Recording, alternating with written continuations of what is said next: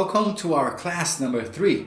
The topic will be the main characteristics of the Earth, the worlds, and the dimensions.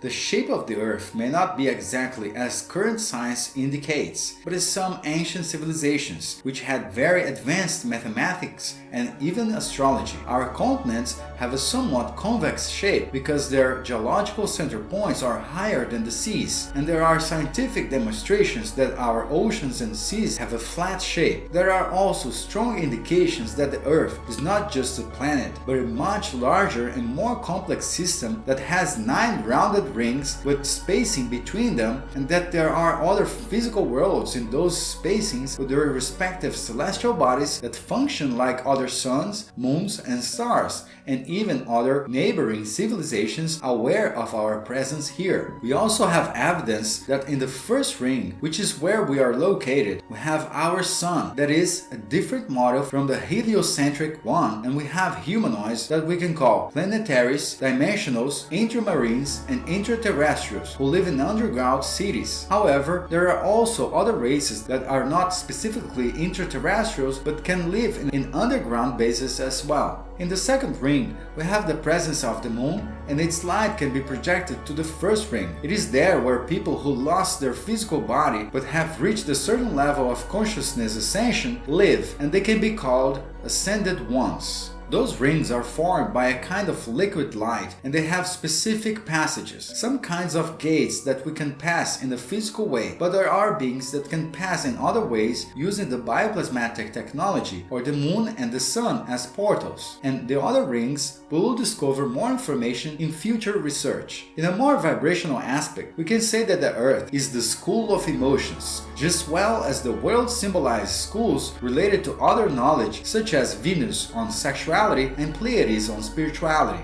What makes Earth this school of emotions is the fact that it had its magnetic grid altered due to the explosion caused by an asteroid, and that has intensified what we can call an energy field linked to the emotions. We can compare that field with the other worlds. So in other places we can only feel from 10 to 20% of the intensity of all emotions that we can feel here. That is, in other worlds we can also feel all emotions, but not with the same intensity that we feel here. However, with the genetics of the Adamic race, we can access 100% of this intensity and convert this physical body into light, so that we can use all these emotions, which serve as fuel for any type of manifestation. With that, we can say that the Earth serves as a great laboratory for this process, and that is why it is called the Pearl of the Universe. And the Earth is in a transitional phase from the third to the fourth dimension. Dimensions have 10 subdimensions, and we are currently at the 3.9. So we've already had several transitions between the dark and golden ages, and if all goes well, this will be the last one, as in the fourth dimension, duality still exists, but it's not as intense as it is in the third. The consciential and vibrational aspects differ in different dimensions. In the third, we have the condition of humans. In the fourth, of superhumans. In the fifth, a condition that we can call angelic. In the sixth, archangelic. In the seventh and eighth, of divinities.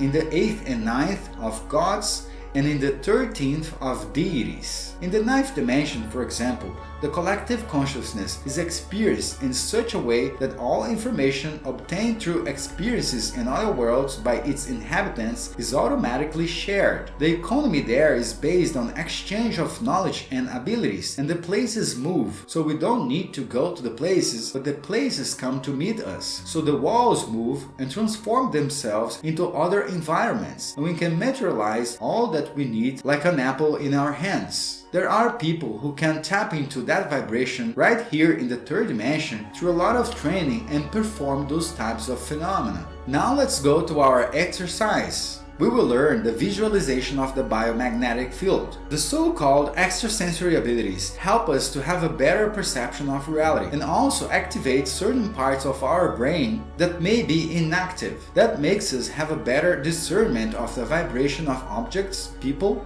living beings in general, and also ourselves, as well as making us capable of having better reasoning and mental clarity. One of those abilities is the visualization of the biomagnetic field, a simple way to achieve this is by observing an object, a plant, an animal, or even a person who is standing in a place and has a white background, such as a white or light-colored wall. The exercise consists of maintaining our peripheral vision, that is, of looking, not focusing on just one point, but keeping our sight in a way that we can see everything around us. We can position our index fingers horizontally to have this type of vision, just like that.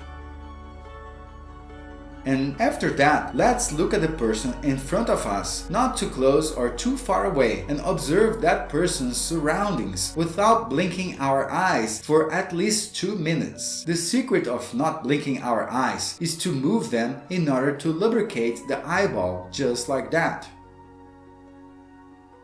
In the beginning, we can see an energy as if it were something gray, but with enough training, we'll also begin to perceive the colors that will become more and more vibrant until we'll visualize the most vibrant colors of the person's aura at that moment, or even the layers of their aura. That's it for now, and I see you on our next class.